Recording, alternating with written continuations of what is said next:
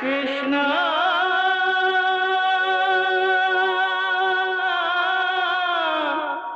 कृष्णा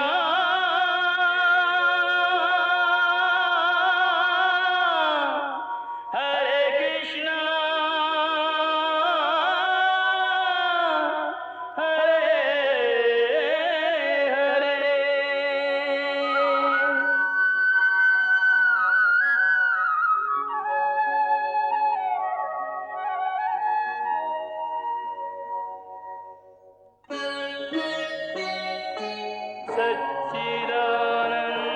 सच्चिदानन्दरूपाय विश्वोत्पत्त्यादिहेतवे तापत्रयविनाशाय श्रीकृष्णाय वयं नमः।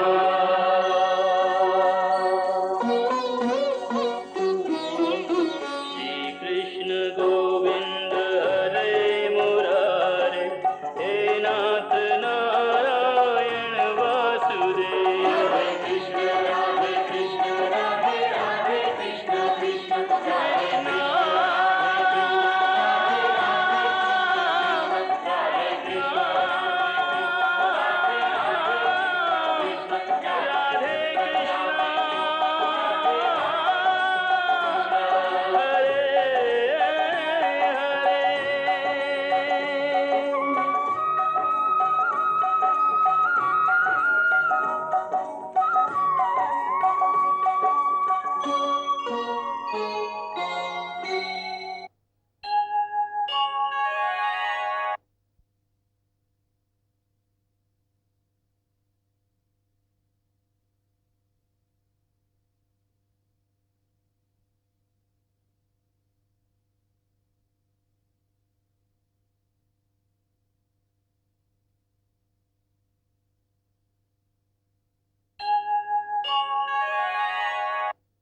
महाराज धृतराष्ट्र के दरबार में जब यह पता चला कि भगवान कृष्ण जीवित हैं, महाराज उनका नाम भी सुनिए। उनका नाम है श्री कृष्ण। तो उनके भक्त अति प्रसन्न हुए। कृष्ण कृष्ण जीवित है विदुर, कृष्ण जीवित है। लेकिन शकुनी को इस सूचना से बड़ा धक्का लगा। उसने क्रोध में आकर धृतराष्ट्र के सामने यह शपथ ली कि वो किसी भी दशा में दुर्योधन को युवराज बनाएगा। मैं आपके चरणों की सौगंध खाकर कहता हूं कि यदि किसी भी कारणवश आपने युधिष्ठिर को हस्तिनापुर का युवराज घोषित किया तो मैं गांधार कुमार शकुनी राजनीति की वो आखिरी चाल खेल जाऊंगा। अर्थात युधिष्ठिर की मृत्यु वो चाहे कैसे भी करनी पड़े जीजाश्री, चाहे कैसे भी करनी पड़े। मैं बार बार यही सोच रहा हूं कि जब यहां सबको पता चला होगा कि हम जीवित हैं तो कैसा लगा होगा। जो हमारे भक्त हैं वे अति प्रसन्न हुए होंगे और जो शत्रु हैं वे बड़े दुखी हुए होंगे। ये सोच सोचकर कि गोमांतक पर्वत के अग्निकांड में जलकर हम भी भस्म हो गए होंगे। आप अभी तक उसी अग्निकांड में उलझे हुए हैं और मुझे एक आने वाला अग्निकांड दिखाई दे रहा है। क्या एक और अग्निकांड से गुजरना होगा? हमें नहीं, फिर हमारे सखा को। अर्जुन? हाँ, अर्जुन शीघ्र ही अपने भाइयों के साथ एक भीषण अग्निकांड से गुजरने वाला है। तो चलो हम उसकी सहायता को चलते हैं। नहीं। क्यों? अभी इस धरती पर उसके और हमारे मिलन का समय नहीं आया है। पर इस अग्निकांड से उसकी रक्षा? उसके लिए क्या स्वयं जाना पड़ता है? फिर भी दाऊ भैया, अभी उसके लिए काफी देर है। अभी से उसकी चिंता क्यों? देखो कन्हैया, यही बात मुझे अच्छी नहीं लगती। तुम सब कुछ जानते हो और मुझसे सब कुछ छुपा कर रखते हो। आखिर मैं तुम्हारा बड़ा भाई हूं, ये बात मत भूलो। ये कैसे भूल सकता हूं दाऊ भैया? यहाँ आने से पहले सबसे पहली शर्त तो आपने यही रखी थी। हाँ, और इसलिए रखी थी कि जो हम कहें वही आप करें। तो आज्ञा करें ज्येष्ठ भ्राता, इस समय हमें क्या करना है? केवल इतना ही कि इस समय कौरवों और पांडवों के बीच क्या हो रहा है वो हमें बताओ। तो सुनिए, हम जीवित हैं, ये समाचार सुनकर कौरवों का पक्ष कुछ घबरा गया है। हमारे जल जाने का समाचार सुनकर शकुनी ने महाराज धृतराष्ट्र को मना लिया था कि वो अपने पुत्र दुर्योधन को युवराज घोषित कर दे। फिर क्या? अब ये पता चला है कि हम जीवित हैं, तो पांडवों का पक्ष बलवान हो गया है। मैं देख रहा हूं इस समय भीष्म पितामह महाराज धृतराष्ट्र को समझा रहे हैं कि वो पुत्र मोह में पांडवों के साथ अन्याय ना करें। महाराज, हस्तिनापुर के सभी राजकुमार अपनी अपनी शिक्षा पूरी कर चुके हैं। अब उनकी राजधानी में लौटने का समय हो गया है। जी पितामह। मैं अपनी वृद्ध आंखों से उन्हें हस्तिनापुर में हंसता खेलता हुआ देखना चाहता हूं। आप उन्हें कब बुला रहे हैं? यथाशीघ्र पितामह। मेरा विचार है कि उनकी राजधानी में लौटने के पूर्व ही आपको युवराज बनाने की घोषणा भी कर देनी चाहिए। इतनी जल्दी का कारण क्या है पितामह? कारण आप अच्छी तरह से जानते हैं राजन।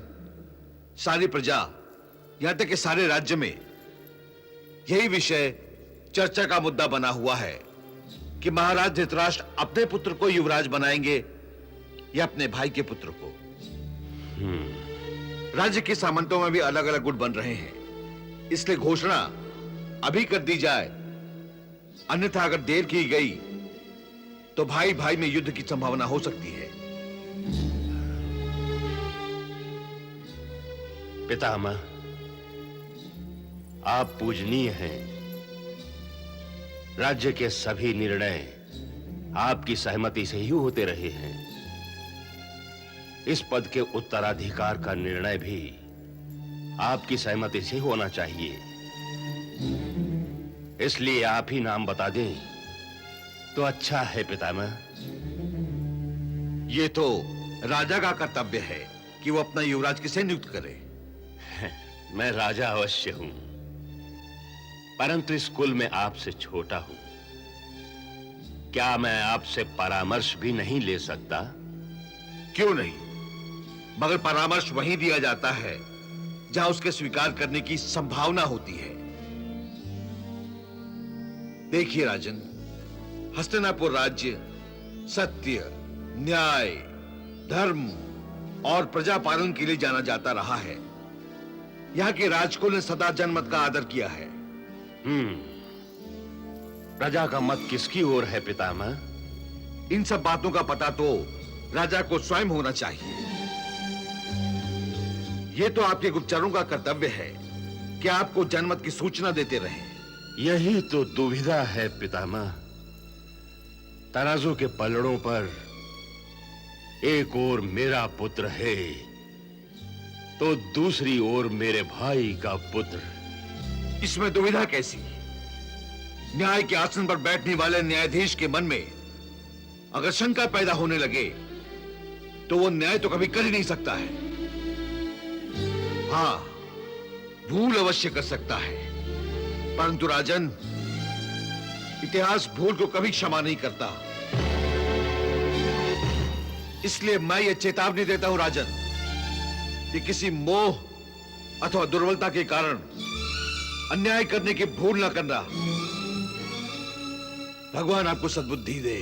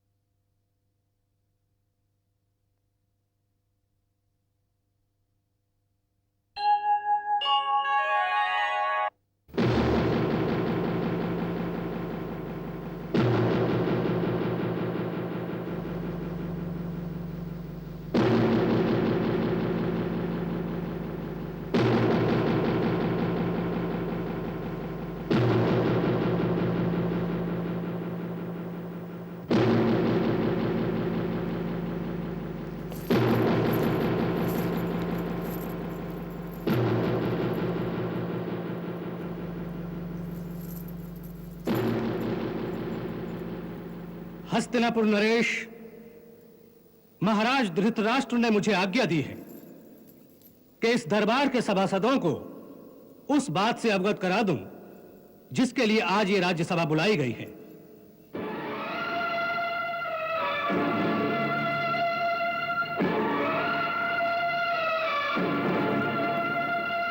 आप सब जानते हैं कि इन दिनों हस्तिनापुर की प्रजा में इस विषय को लेकर बड़ी चर्चा हो रही है कि इतने बड़े साम्राज्य का भावी शासक कौन होगा। महाराज किसे युवराज घोषित करेंगे?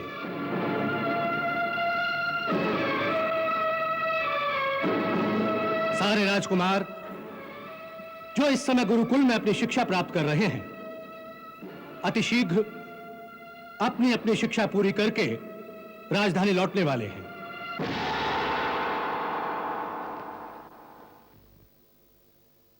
इसलिए महाराज ने निश्चय किया है कि आज वो इस दरबार में हस्तिनापुर के युवराज का नाम घोषित करेंगे ताकि प्रजा अपने भावी राजा के उचित सम्मान और सत्कार की तैयारी कर सके।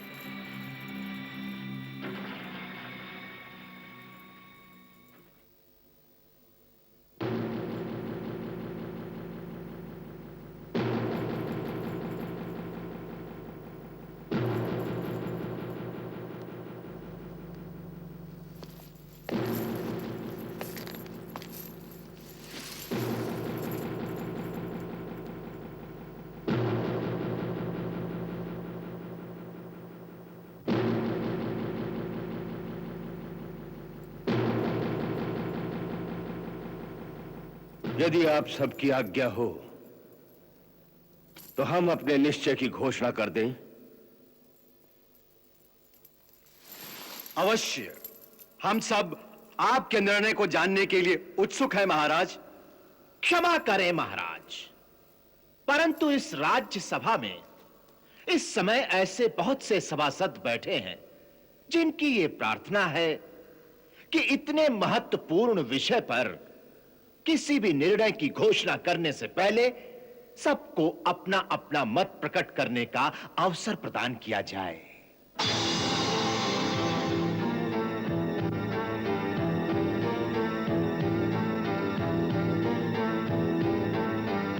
दुर्योधन और युधिष्ठिर दोनों में से कौन इस पद का अधिकारी है, इसका निर्णय करना इतना सहज नहीं है। दोनों ही बुद्धि, बल और कौशल में एक समान हैं। अंतर है तो केवल एक वर्तमान राजा का पुत्र है और दूसरा पूर्व राजा की संतान।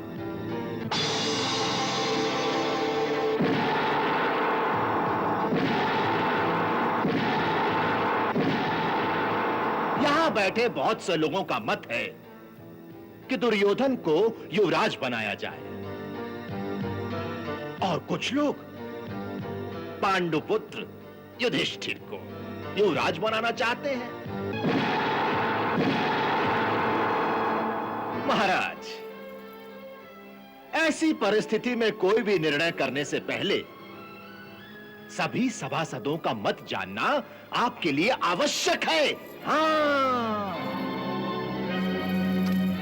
राजकुमार शकुनी ठीक कह रहे हैं महाराज।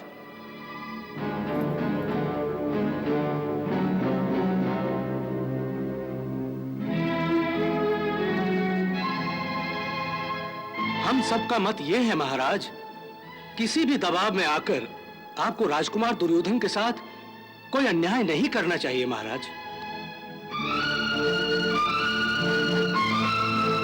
मेरा भी यही मत है महाराज।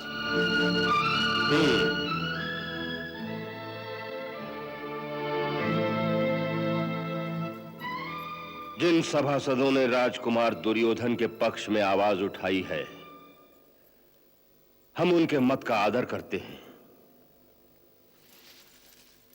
और यह आश्वासन देते हैं कि हम स्वयं भी राजकुमार दुर्योधन के प्रति कोई अन्याय करना नहीं चाहते और ना ही हम ये चाहते हैं कि राजकुमार युधिष्ठिर के अधिकार को कोई क्षति पहुंचे।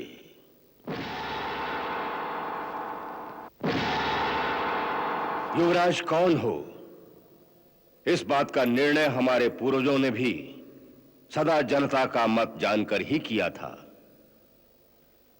कि प्रजा किसे अपना भावी राजा स्वीकार करना चाहती है।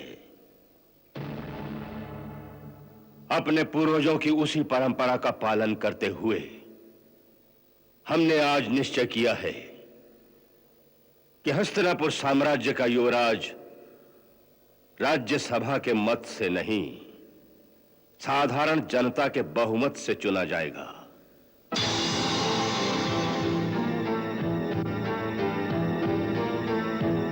हमारे राज्य के गुप्तचरों की सूचना के अनुसार हमारे राज्य की जनता का बहुमत राजकुमार युधिष्ठिर के पक्ष में है। इसलिए जनता के निर्णय को शिरोधार्य करने पर विवश होकर हम आज इस राज्यसभा में घोषणा करते हैं कि आज से हस्तिनापुर साम्राज्य के युवराज पांडुपुत्र राजकुमार युधिष्ठिर होंगे।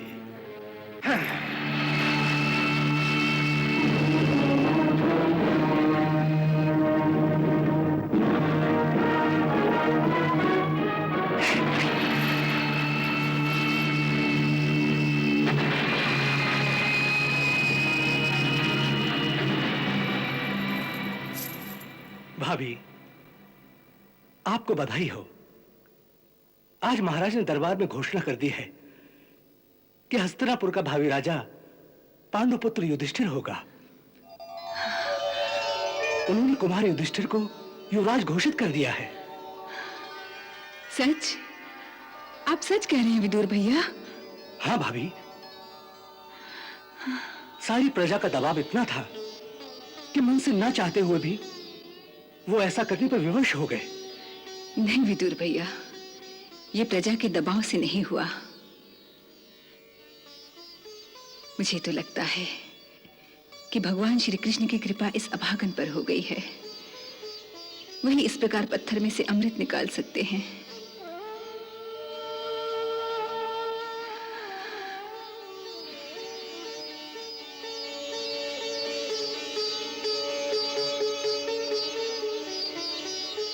हे प्रभु, मैं आप ही के सहारे हूं। इस दासी पर ऐसी ही कृपा बनी रहे।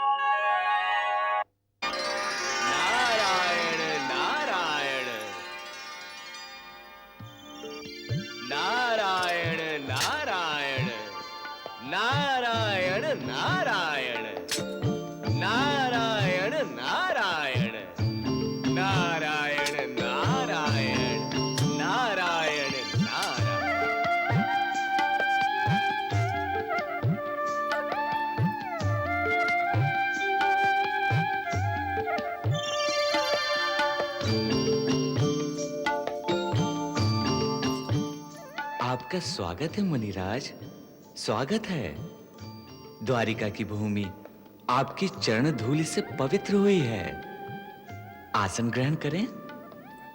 नारायण नारायण। कहिए, क्या समाचार हैं? प्रभु, तीनों लोकों में विश्वकर्मा की बनाई आपकी नगरी की चर्चा हो रही है। हाँ, ये नगरी चर्चा के योग्य ही है।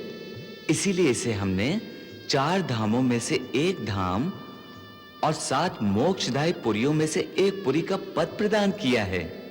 आप जिस नगरी में स्वयं विराजेंगे प्रभु, उस नगरी को वो सम्मान प्राप्त होगा जो किसी दूसरे को हो ही नहीं सकता।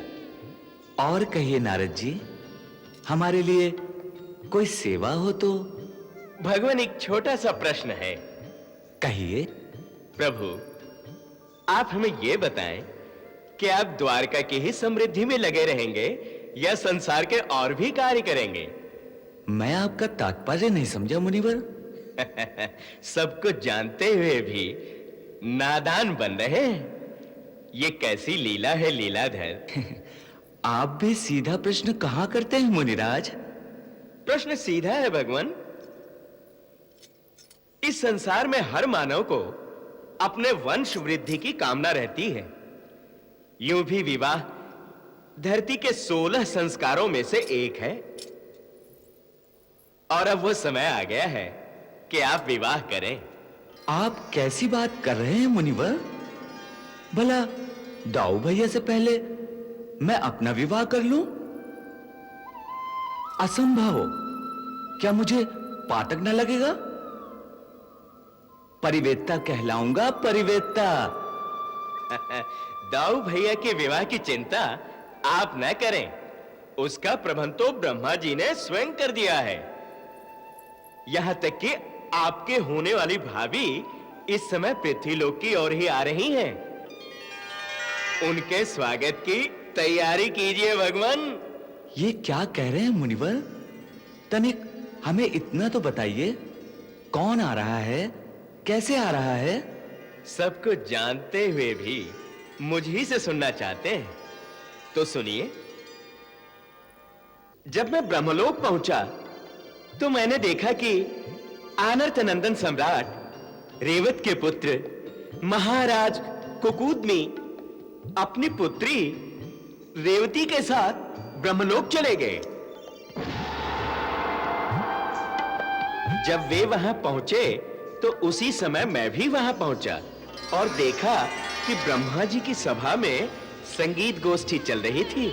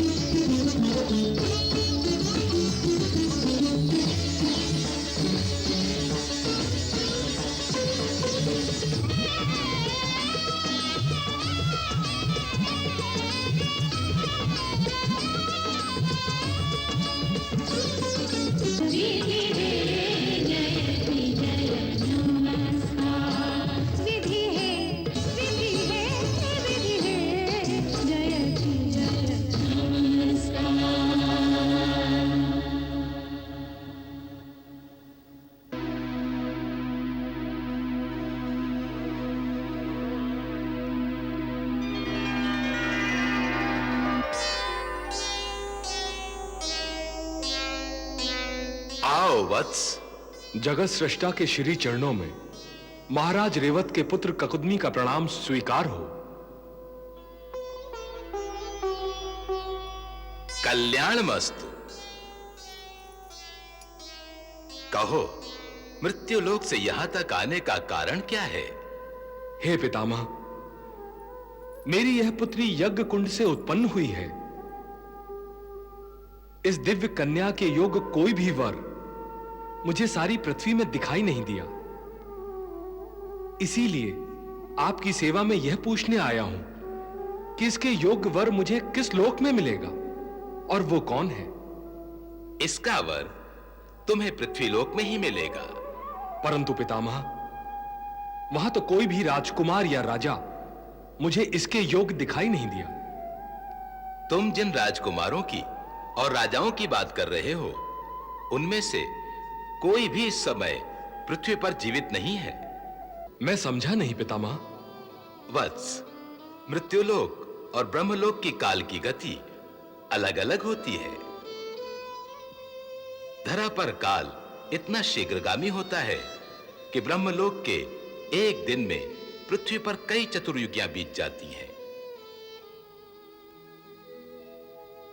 सो ब्रह्मालोक में तुमने जो क्षण बिताए हैं उतने में पृथ्वी पर 3 युग बीत गए हैं। राजन, अब और देर न करो, शीघ्रता से पृथ्वी पर लौट जाओ। तुम्हारे जाने तक वहां द्वापर युग का अंत होने वाला है। उस समय भगवान शेषनाग मनुष्य रूप में अवतार लेकर सर्वेश्वर भगवान श्री कृष्ण के साथ धरती पर लीला कर रहे होंगे।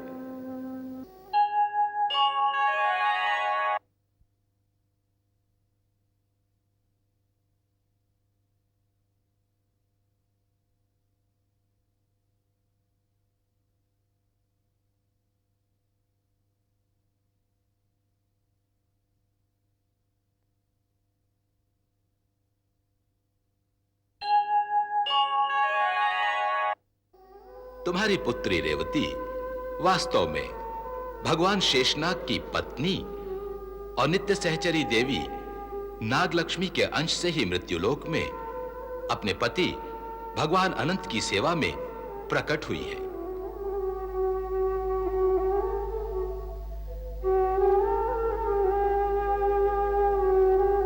आप इस कन्या का हाथ उनके हाथ में देकर न केवल अपने उत्तरदायित्व से मुक्त हो जाएंगे, वरन प्रभु की कृपा से आपको मोक्ष की प्राप्ति होगी और अनंत भगवान के श्री चरणों में निरंतर वास का अलौकिक सुख मिलेगा।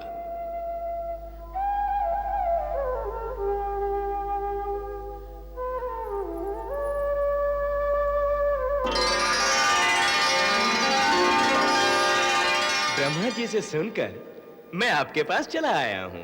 नारायण नारायण। ये आपका समाचार बहुत ही शुभ है। मेरा तो रोम रोम प्रफुल्लित हो गया मुनिवर। नारायण नारायण।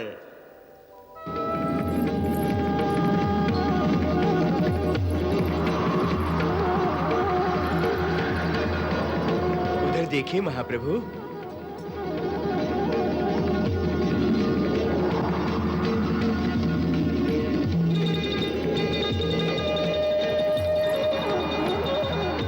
अनंत लोकों की यात्रा करते हुए आपकी भाभी और उनके पिता आकाश मार्ग से होते हुए पृथ्वी लोक की ओर आ रहे हैं।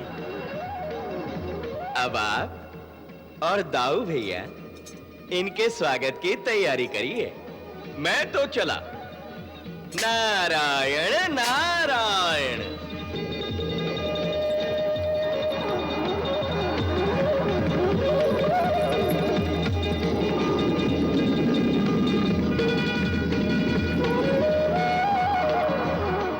पुत्री, पृथ्वी लोक तो आ गया,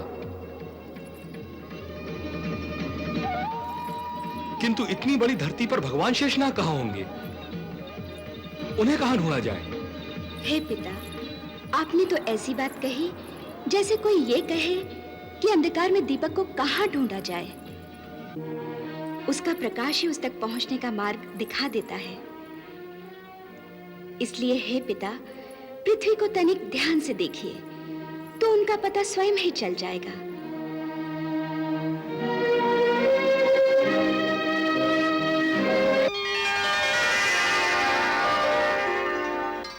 वो देखो पुत्री, वो देखो।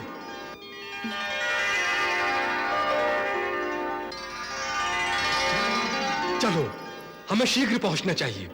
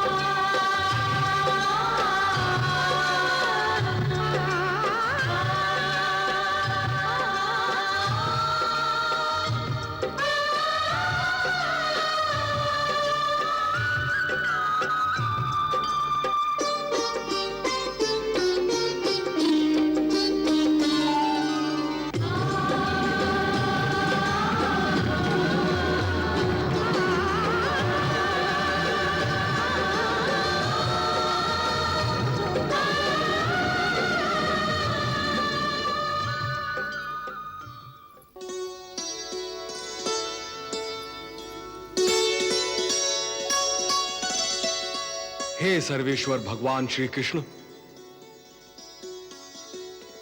हे धरामंडल को अपने फण पर धारण करने वाले भगवान अनंत, आप दोनों के श्री चरणों में महाराज रेवत के पुत्र ककुदमी का प्रणाम स्वीकार हो। आपका कल्याण हो राजन।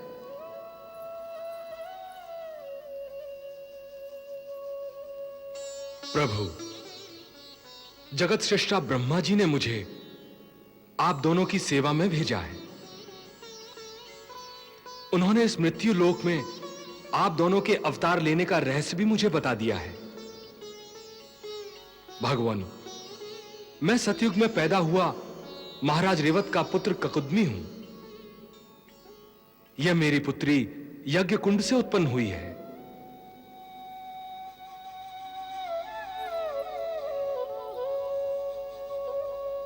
प्रजापिता भगवान ब्रह्मा जी ने मुझे आप दोनों का परिचय दिया है।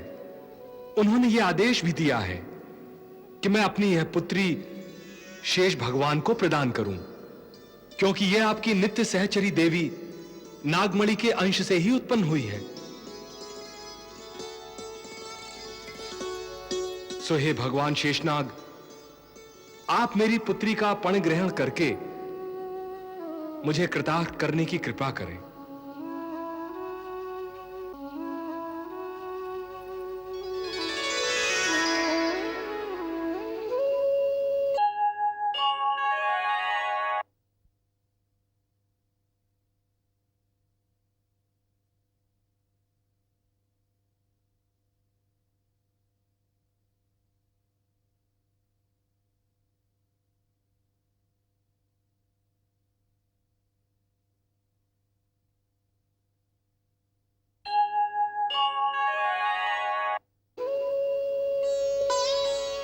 महाराज, आप सूर्यवंश में उत्पन्न परम सिद्ध पुण्य पुरुष हैं। आपके बारे में नारद जी ने तो हमें पहले ही सूचना दे दी थी। तब से हम दोनों आपकी प्रतीक्षा ही कर रहे थे। आपके वंश के साथ संबंध होना यदुकुल के लिए भी बहुत गौरव की बात है। इसलिए मैं अपने अग्रज दाऊ भैया की ओर से इस संबंध को स्वीकार करता हूं। धन्यवाद प्रभु, धन्यवाद। आपने मेरे मन का भार हल्का कर दिया है। हे हलधर, अब आप मेरी पुत्री का हाथ ग्रहण करके मुझे कृतार्थ करने की कृपा करें।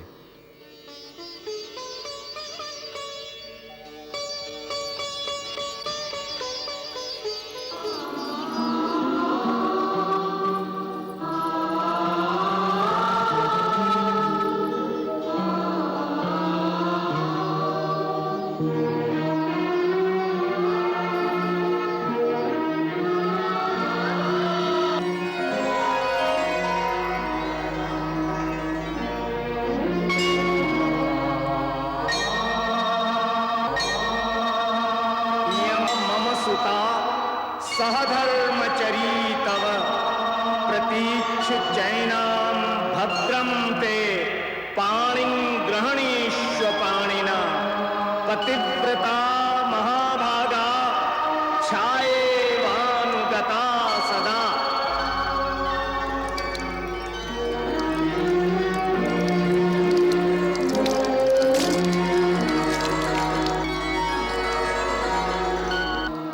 आप दोनों दिव्य आत्मा हैं। आपका मिलन पूर्व निश्चित है। फिर भी एक पिता होने के नाते इस कन्यादान के समय पुत्री को विदा करते हुए मैं अपने आंसू नहीं रोक सकता। इसके लिए आप दोनों मुझे क्षमा करें।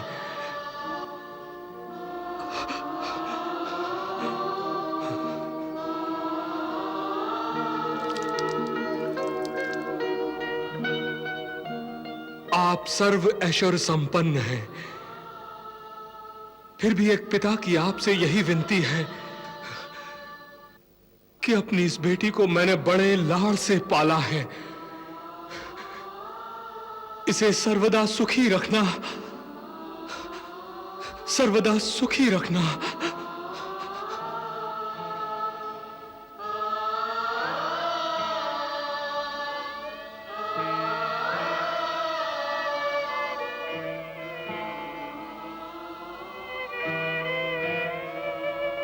हाँ तात, मैं आपको वचन देता हूं कि अपने सुख, ऐश्वर्य और वैभव में इनको बराबर का भागीदार बनाऊंगा।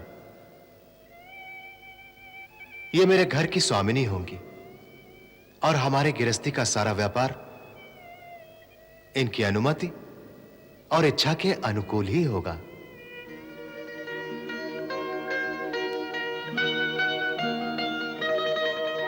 तुम दोनों का कल्याण हो, तुम दोनों सर्वदा सुखी रहो। ईश्वर की असीम कृपा तुम पर सदा बनी रहे।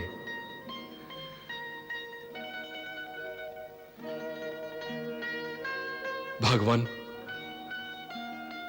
मेरा कर्तव्य तो पूरा हो गया, अब आप मुझे आज्ञा दें। महाराज, इतनी जल्दी क्या है? अभी द्वारिका में इनके विवाह की जो धूम मचेगी वो तो देखते जाइए। यहां रहूंगा तो भूखा मर जाऊंगा प्रभु। यह अब पुत्री का नगर हो गया है, यहां का तो मैं पानी भी नहीं पी सकता। वैसे भी यहां के नगरवासी इतनी बड़ी देह वाले दीर्घकाय मनुष्य की हंसी नहीं उड़ाएंगे क्या? देखिए ना, सतयुग की तुलना में इस युग के मनुष्य, प्राणी, पेड़ पौधे सब कितने छोटे हो गए हैं। अब मेरा स्थान यहां नहीं है, मैं हिमालय पर जाकर अब तपस्या करूंगा प्रभु। अच्छी बात है, पधारिए, आपकी तपस्या सफल हो।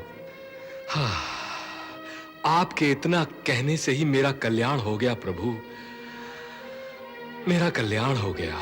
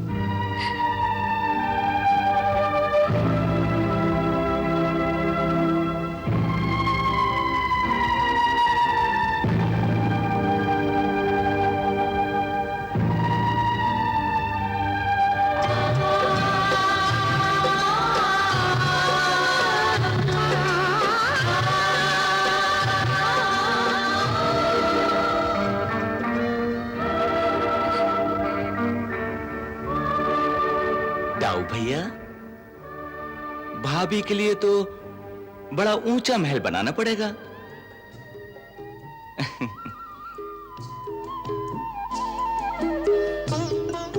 उसकी आवश्यकता नहीं होगी। हम अभी इन्हें सतयुग से द्वापर युग तक ले आते हैं।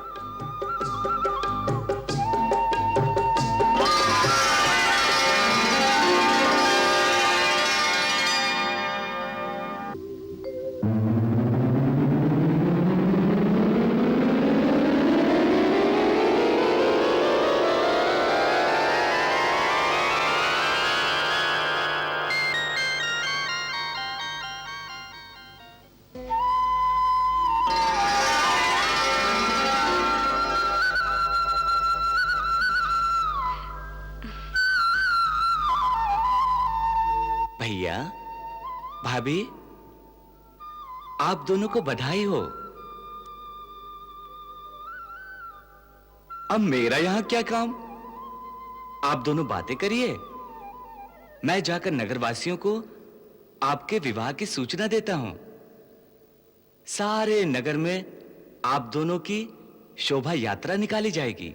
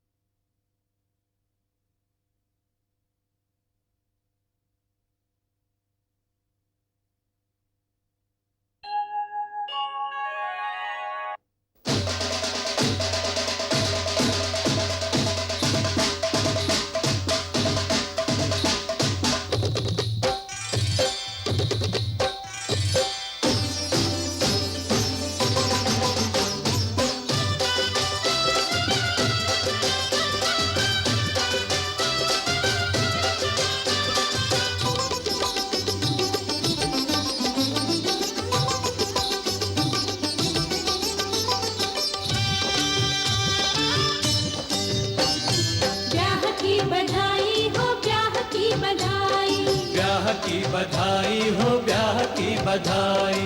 धन्य भई द्वारिका रेवती कुमारी का,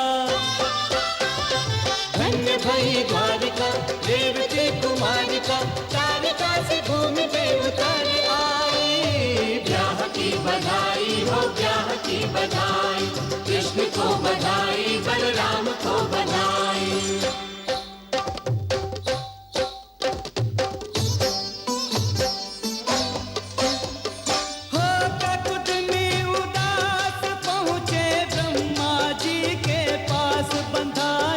जगत पिता ने आस बर बतलाए दी, ओ बधाई।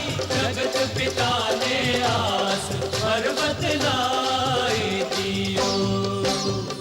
जाओ पृथ्वी लोक मिट जाए चिंता शंका, तो पिता ने दे कृष्णा को दो ब्याह रचाए दियो। के विघ्ने रेवती बलदाऊ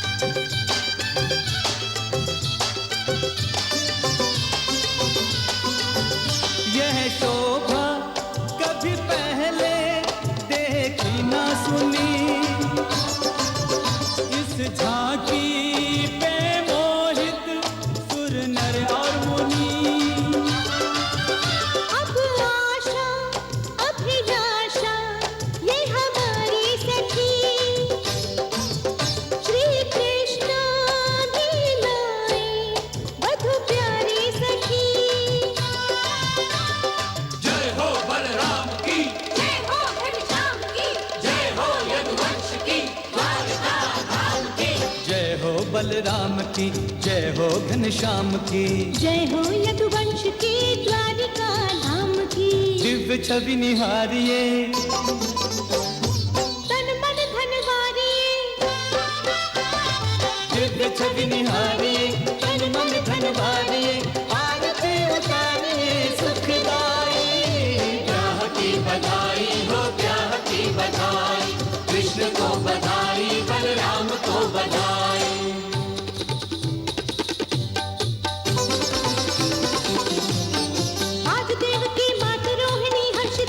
पुत्रों पे वसुदेव पिता श्री गर्वित हैं, बलदाऊ की जोड़ी पे बलिहारी हैं। आज परम आनंदित कृष्ण मुरारी हैं।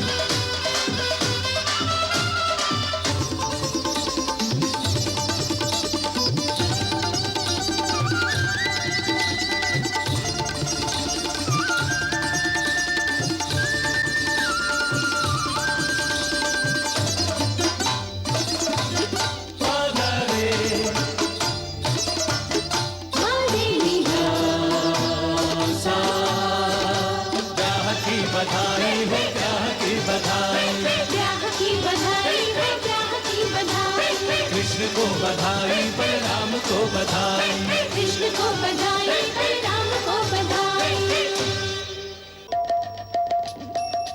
हरे कृष्ण कृष्ण कृष्ण हरे हरे, श्री कृष्ण चरितम गुणानुवादम तत्प्रेम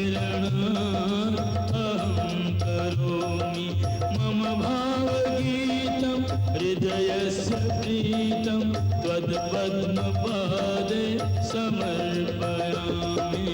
हरे राम राम राम हरे हरे, हरे कृष्ण कृष्ण कृष्ण हरे कृष्ण।